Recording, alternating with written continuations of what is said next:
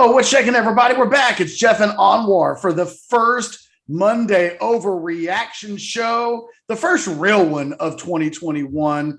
I know we do it every single week, but this thing really began in reaction to Tom Herman's press conferences. And today, for the first time really since we've been doing this, we've got our first press conference in the season. Lots of things to talk about. We're going to have fun. Do us a favor. Hit the like button if we entertain you at all. If we make a important point that makes you either go, aha, or like I almost gave myself the finger. If you find yourself wanting to give me the finger during this show, hit the like button more so than the down button. Just, maybe for Anwar, not for me. And then subscribe to the channel, man. We've got great content all week long right here. I think the last 12 hours, we've got the DeMarvion Overshown video, the Keandre Coburn, the latest from Keandre, breaking down the scrimmage from Saturday, as well as Jason Sukamel and myself breaking down the commitment of Dre Bledsoe today for the Longhorns. Big commitment there. Lots of video stuff to check out on the channel. Anwar. Yeah.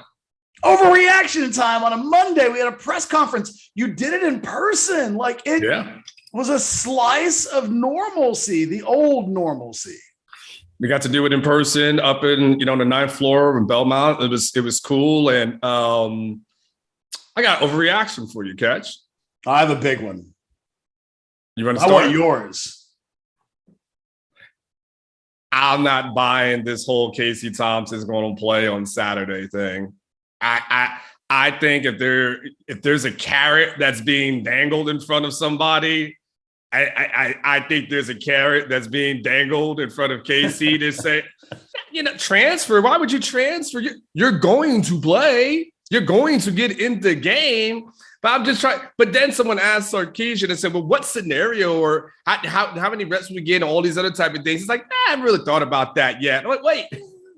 No one's saying asking for a game plan, but what's the point of pulling your young quarterback in his first start just to make sure someone else gets some PT? My overreaction is, Sark, I think you're just saying that. Now I might be wrong. Come Monday, Saturday night or whatever, might be wrong. I ain't buying what he's selling right now. All right. Do you want my overreaction? Because It's kind of in the same vein as yours, but it's a little stronger. It's so strong, as a matter of fact, that I'm going to caveat it before I say it. Oh, shoot. Which is essentially to say, everybody keep some perspective that we're talking about a press conference. So, coaches say silly things at press conferences. They don't tell us the truth all the time at press conferences, which may be what Anwar is alluding to. And at the end of the day, critical analysis doesn't have to be seen as life or death. It can just be analysis. So here's my overreaction for the Monday. Okay. I think Steve Sarkisian had one job to do today, and I think he failed at it. Oh. I wrote it in my 10 thoughts from the weekend. It is time now. It is time for Steve Sarkisian to start treating Hudson Card like a starting quarterback, like a guy that doesn't have to look over his shoulder if he makes a mistake, if he throws an interception, if the offense goes 3 and out on the first drive. I think I've lived through this before in covering this program for a long time. And the most important thing that he has to do, Hudson Card is the most important player in this program. You can say running backs are the same, or receivers are the same, or pass rushers are the same. Your starting quarterback is the most important player in your program. And when that guy is going to be heavily responsible for your future, the way Sam Ehlinger was for Tom Herman, I think it was more important for me today. And look, people can say, well, you're the Hudson Card fan club president, so of course you would say this. I think it was really important today that Steve Sarkisian showed up and explained to us what Hudson Card had done so well this summer at doing, that we know why he's the starting quarterback. I think the public narrative needed to be, we're really excited about Hudson. And I think Sarkisian, in going out of his way to paint a picture that would entice Casey Thompson, you and I both think, to stick around. Like, correct. We feel like he's speaking directly to Casey Thompson. And he's done 2 press conferences in the last 4 days, and he's done that twice now. And I think it's more important to build a support platform and system around your best guy more so than it is to try to engage with the guy who's your second best guy. There wasn't another player that's a second team player on the roster that he went out of his way to say that guy deserves to play. And even though Roschon Johnson didn't win the starting job from Bijan Robinson, he deserves to play. We're going to get him some reps. He didn't do that with any other position. He did it at the quarterback position. And I think the majority of the crowd will go into the game on Saturday wondering to themselves, when does Casey Thompson get into the game? Because Steve Sarkisian told us he was going to get into the game. And when you've got a brand new quarterback who's making his first career start, I just don't think that that's a rain cloud in an ideal world that you want following him. And, you know, I just don't know that he did Hudson Card any favors today. And perhaps Sarkisian would say, I wasn't trying to do Hudson Card any favors. That's not what I was going for. I don't think Hudson Card deserves a favor. I would merely disagree with that and say that the guy that will largely determine whether or not you get Evan Stewart in this recruiting class or Arch Manning in the next one, I think needed a little bit better care and attention. That's my overreaction. I'm sure Steve Sarkisian will see this video and hate me even more. You know, I'm assuming everybody hates me. So I'm assuming that opinion already exists. I'm sure he won't like. Welcome to Texas, where you get second guessed in press conference situations. But I don't know that I thought he did what he needed to do today in terms of protecting his second year starting quarterback, who already has a lot of pressure going on him. And I think now goes into the game with a crowd that will be way more apprehensive if he makes a mistake than they otherwise would have if he said, look, when we pick a starter, our plan is to let that guy be the starter. He's our quarterback. That didn't happen today. It only could be problematic. You said a lot, Ketch. I know. Okay. But I've been waiting like an hour while you were, like, for those that don't know, we're recording this about an hour after the press conference and maybe a little bit later than that. And like, I've had time to think about it. So yes, word vomit. Apologies, Anwar. The floor is yours. That's okay. I was reading Orange Bloods while you were talking, so I find ways to amuse myself while you're doing stuff. Good stuff. Good stuff. I was in and out. Here's the. It's not a real good vote of confidence. You just made me feel like Freudian slip there. You just made me feel like Steve Sarkisian made his starting quarterback feel. Well. It was like 15 minutes later before he took a pause. I had to find something to do. Like 2 minutes. It was like maybe there's a timer. It was no less than 5, but it's okay. It was 2. It felt like 5. I'll bet you it's no less than 5. Oh, I'll do that. Lunch. It wasn't 5 minutes. Okay, we'll do it. It'll be easy. No less than 5. It'll be easy to look at the YouTube. It'll be clock. Very. So here's the thing. You talk about the fans and them having an expectation of when they, the KC may come in. You know who else is going to have that? Hudson. He's going to have the same expectation. And guess what? Casey, he's going to have the same expectation. And he's going to be sitting there throughout the game thinking, all right, it's like double dutch. If that rope is jumping, when do I come in? Absolutely. In Hudson, if they're, they're not going to, score a touchdown on every series, then, if there's a 3 and out, does he start thinking, okay, and how do you make sure that guy doesn't force things? Sarkisian talked about, I don't want him to try to, win the crowd, but, move, the ball and all this other stuff. But if you feel like dudes on the bench is going to come in at any moment, it's just natural. It's natural to potentially force it. It's natural to try to do so much because you realize at any moment, I might be out. Now, maybe this week, Sarkisian sits down with the guys and articulates a plan, but he's not implicating and making it seem like it's coming in mop-up duty. Like if we get ahead on Louisiana and have an opportunity, then Casey comes in at the end. He's making it seem like, no, dude is coming in, make first quarter, second, I'm expecting him in the first half at least. So it was an interesting play, by him. I don't know if it does anything for how much it will affect Hudson's psyche, and maybe it doesn't, and maybe Sarkisian just has that vote. But at some point, if you had a quarterback battle and you have a winner, I mean, you got to tell the person you're the winner. You came in second place. This is a starter. This is a backup, and basically have it the way Shane Bouchel when he lost catch to Sam Mellinger. Shane Bouchel was like, I'm carrying the clipboard this year. And then he went to SMU. And I think that's, and to your point, I don't disagree. That would probably be beneficial to both guys. I think you make it a really good point in the sense that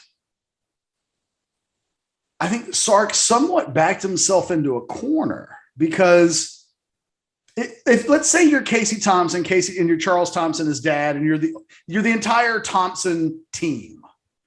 And I mean, it doesn't matter when you transfer, right? I mean, you can he could at any point this season say, I'm out. I figured out where I want to go, or I'm going to focus on whatever.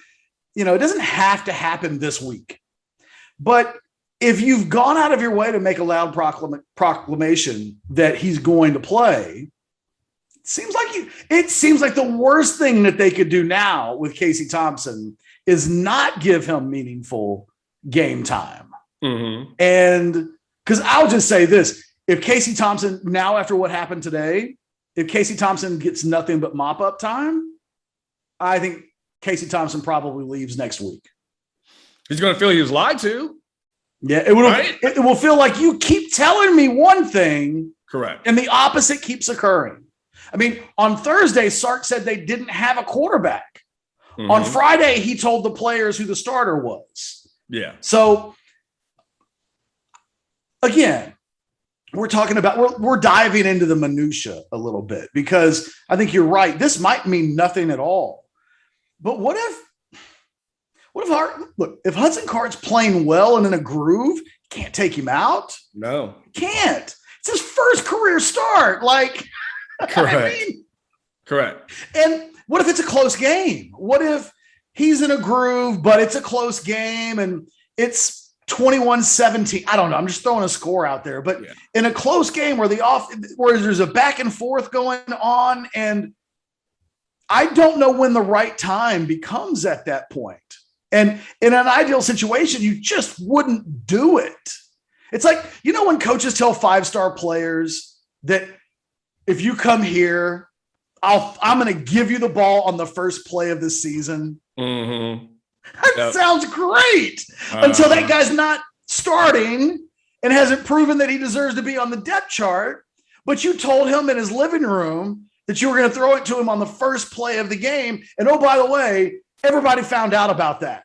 So now there's like this expectation of, well, he said he was going to do it. So I don't know. I don't think it's a huge deal. But on Saturday, Anwar, it could be because I think we have now, given how hard he's worked to create a situation for Casey to stay with his last 2 press conferences, it has to happen.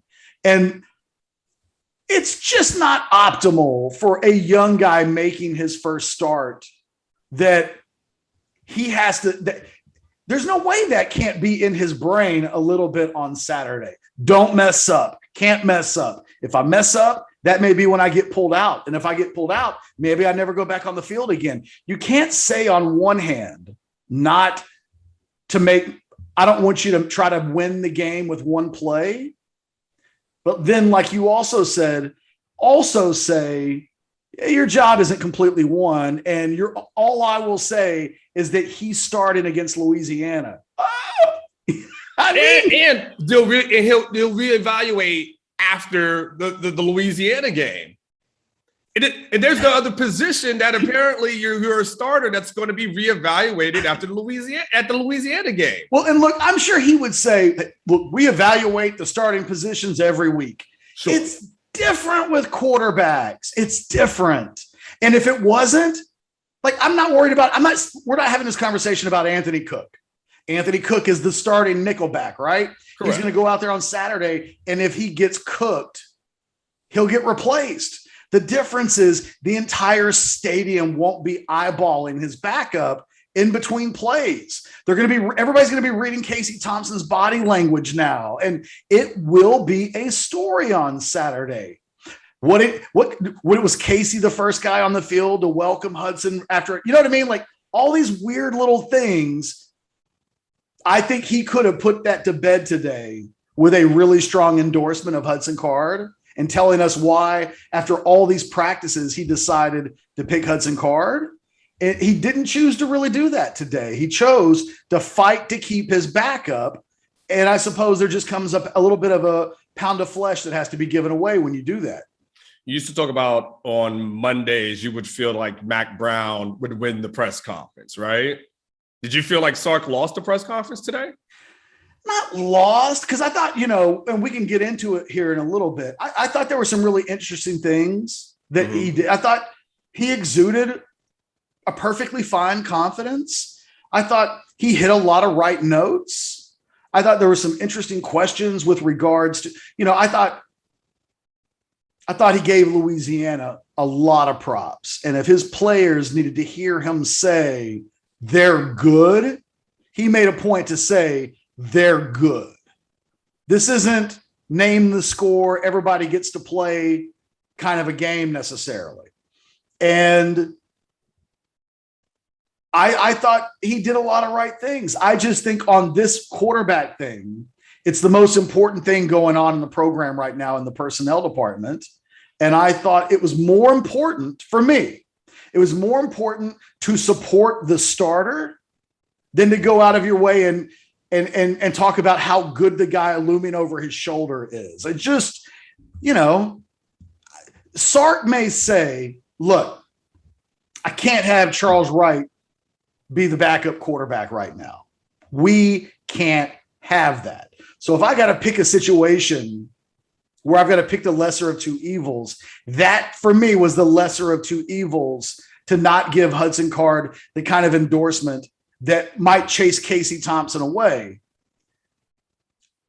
To that, I would just say, I understand that. I really do. I mean, you and I have talked about this for months. We've talked about this for months. But I just think the most important, the person who needed the most support today, I think it's the guy who's starting on Saturday. And I kind of felt like the guy who got the most support today was the guy who's not starting on Saturday. That's it. Does that mean he took an L? Probably not. Did he, in my estimation, make the wrong call with approach towards this other thing? Yeah. Like I said, it goes back to, initial thing, and I know we can move on after this. Goes back to my initial where I'm like, is he playing? Is he really going to play? Yeah. Not quite sure. I don't, what scenario does it happen? I don't know. But yeah, there should just be a winner and loser. And I mean, if you're saying you got two quarterbacks and you don't want to say I'm playing two, but you're going to play two, okay. We'll have to see what the QB whisperer says and does. Because this isn't easy. There were times last year when Ellinger probably could have been pulled, and Casey Thompson could have gotten some reps as a changeup when the offense just wasn't cooking, right? But that's hard to do because coaches know, especially coaches who deal with quarterbacks, they know it's not the same. I mean, it ain't like Sark's coaching any other position. He's with the quarterbacks. That's his group. With all due respect to AJ Millie, the anticipation is that's kind of Sark's group.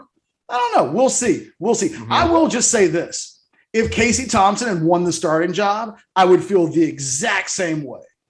I would say, he's the guy you're riding. You've decided he's the best guy. And I just don't know that very slightly undermining that is the choice I would have made. Fair enough. On another topic, because there were a lot of things that happened today, I think in unison with what we're talking about, your question that got Sark to talk about the scripting of the offense, I thought was really interesting. Yeah. That wasn't anything that Herman really made a big point of, was it?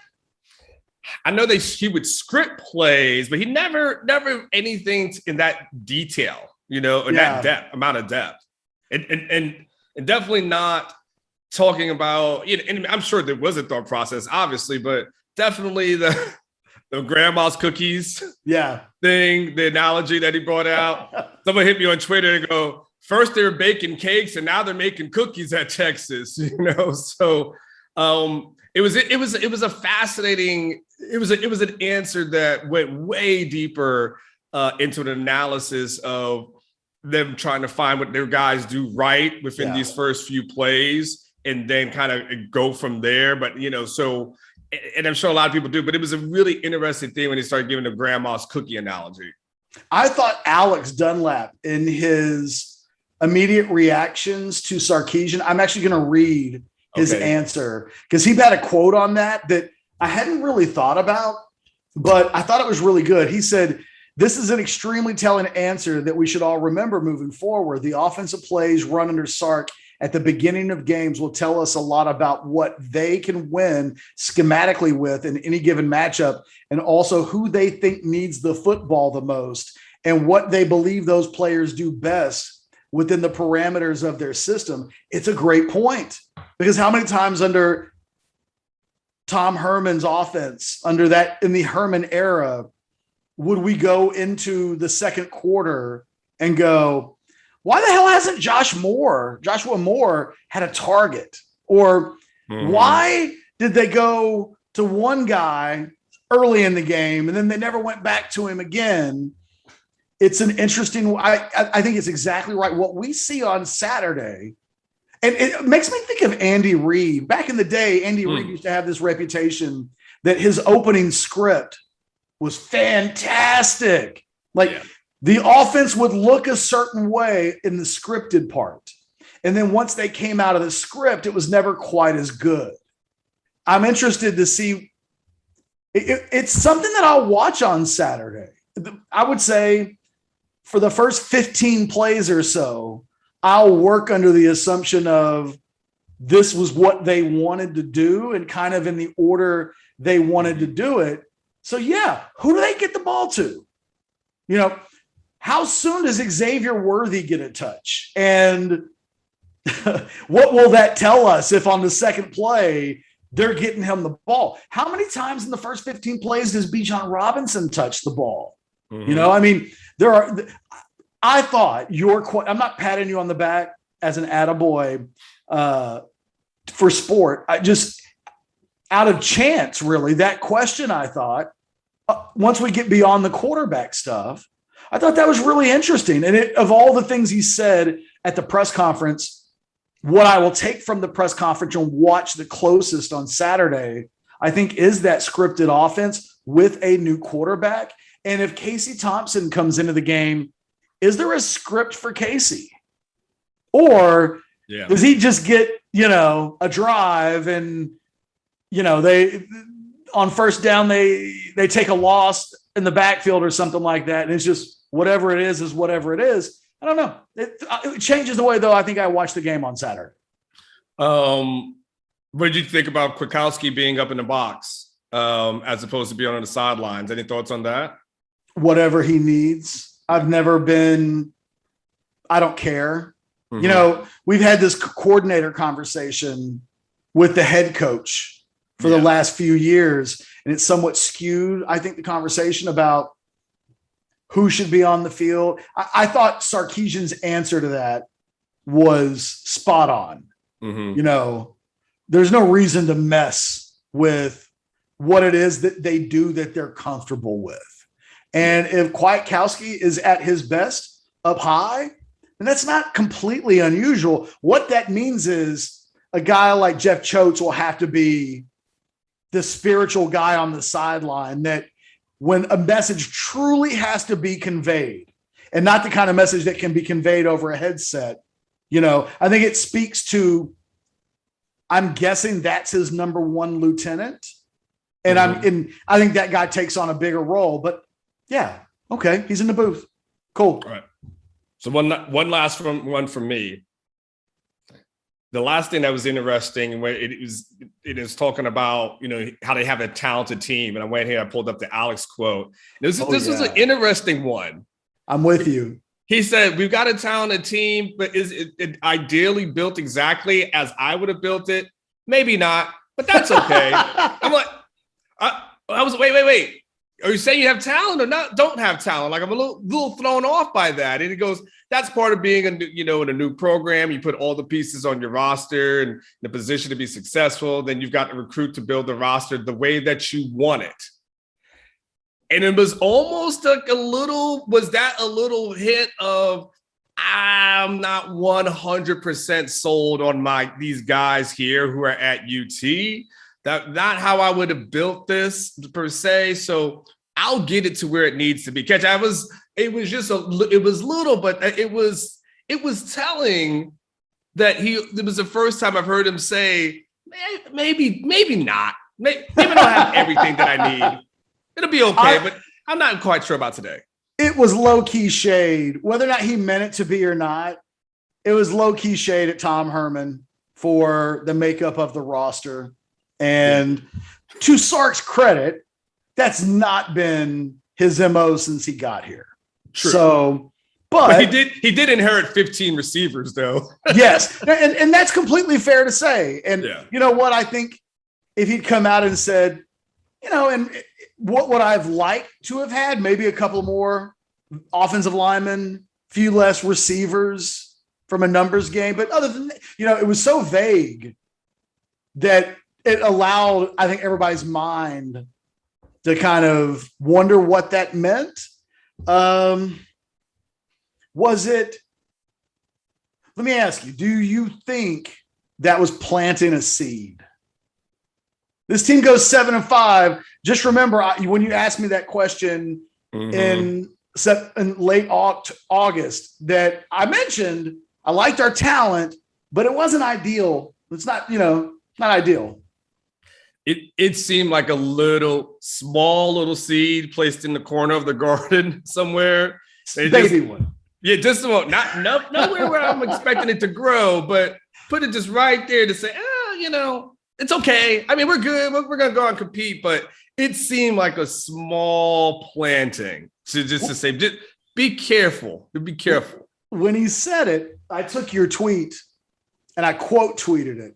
Okay. And I remembered a conversation that I'd had with Brian Davis from The Statesman about the eyeball emojis. Yeah.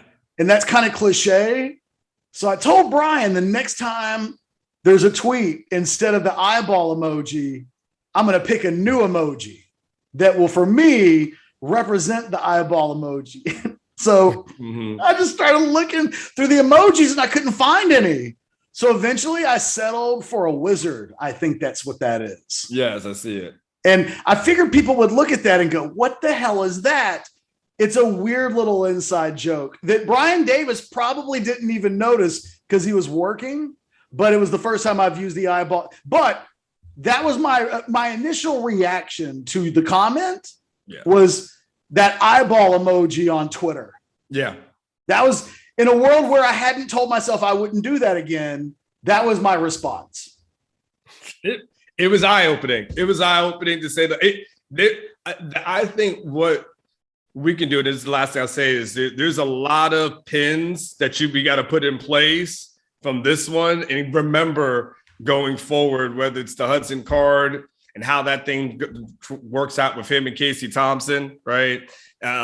This thing that we're talking about right now, there's a lot of little things that were kind of brand new information that we're like, okay, take a mental note and see how it goes and progresses. But it was a little shade, but it was also a little bit of a warning too. Real quick, from a question I wanted to ask you. Yeah.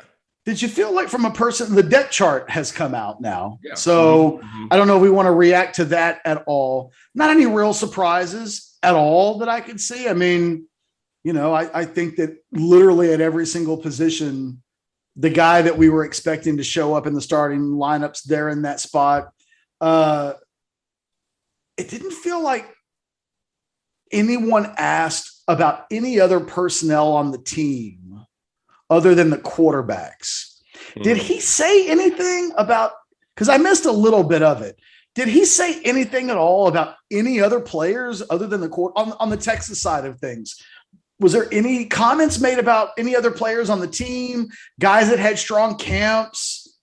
Because I don't remember hearing it. I don't think he was asked. I think he was asked primarily quarterback and then some general questions about business. But I don't remember specifically. And this is the thing. I literally got to go back and watch this. Yeah. You know, it's a lot to process at one time. You're trying to type it live, and then you miss something. I'm like, what? Jaden and Alexis had a what? What was and that? I didn't see it on. Oh, that's the other thing. The injuries. I guess we didn't mention. Yeah. Jaden Alexis out for the season with an ankle, right?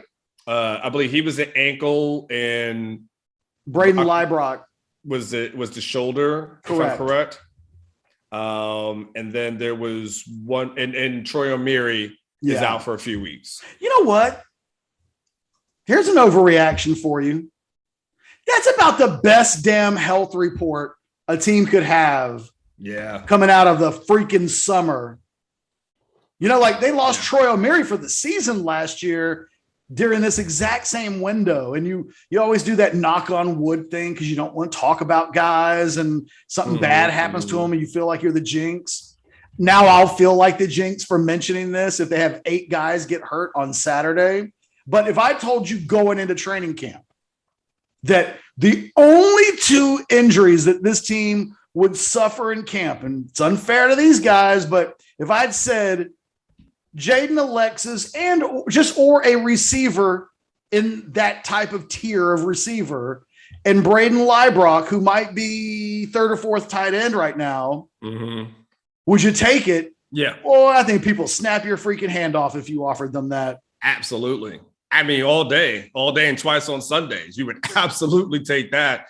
And so it's not a bad health report, you know, to start off with. I mean, because you're going to have guys that are banged up. And if you're saying you've lost, 2 backups, for the year, and you get O'Meary back at some point, healthy, how many, did he give a time frame catch? How many weeks did he say it was? I think he just said he was out for week 1 and then said nothing else beyond that. Yeah, so they're clearly I think that's going to take a little bit more time with him in that re-aggravation. So yeah, it's a good report. Texas fans don't 100% healthy going in against a Louisiana team. Which, by the way, I go to keep saying last thing. How much was Louisiana affected by the hurricane? Do we know what happened with the team or anything like that? The team stayed home because they're in a part of the state that wasn't supposed to be devastated by it. Okay. The thing is, it's so new that, most of that team is from the state of Louisiana. So they got dudes in that team all up and down the roster whose families will have been severely impacted by the storm. Someone asked me on Twitter in a DM, did I think that the game was going to be played and should we be giving more consideration to Louisiana players and what life stuff they're going through? And the answer is yes. Yes, we should care that that team may have 50 players on it who don't know where their family is sleeping this week. Yeah. But Louisiana needs the check.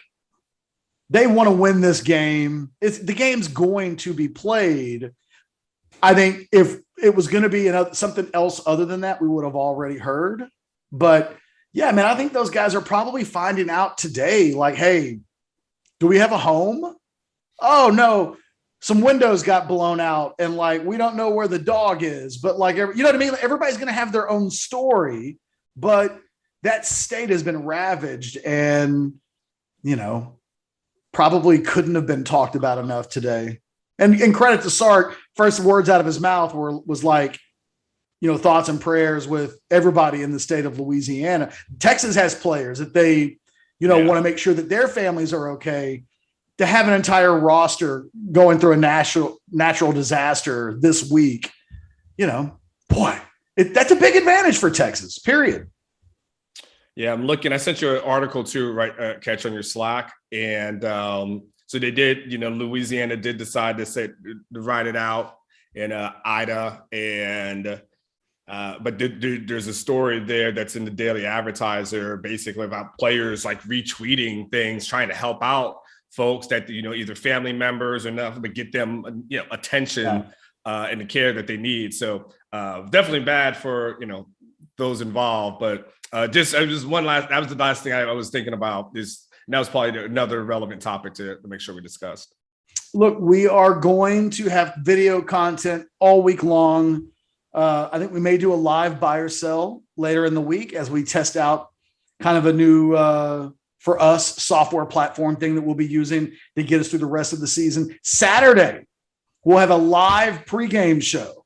We'll have a live postgame show that, unless something unforeseen happens, will be beginning almost as soon as the game is over, roughly 5-10 minutes after the game. We'll get it started. Anwar will join in. It'll really be unlike anything that we've done from a pre and post game. You know, we're kind of the home of the modern day Longhorn post-game show, Anwar. Like this year number 7 for us to be doing it. So it is kind of cool to be trying something a little new from a coverage standpoint. That will be sponsored by the Lowy Law Firm, by the way. They'll be bringing us the post-game show on Saturday, but lots of things to look forward to for myself and Anwar Richardson. Hey, do us a favor, hit the likes, hit the like button, subscribe if you haven't done it already, and maybe keep the people in Louisiana in your thoughts and prayers and well wishes, whatever those things you're into. That's a community that can use it in the immediate here and now. So best wishes to everybody in the state of Louisiana to come out of the hurricane on the other side okay. We'll talk to you tomorrow. You guys take care of each other. Later.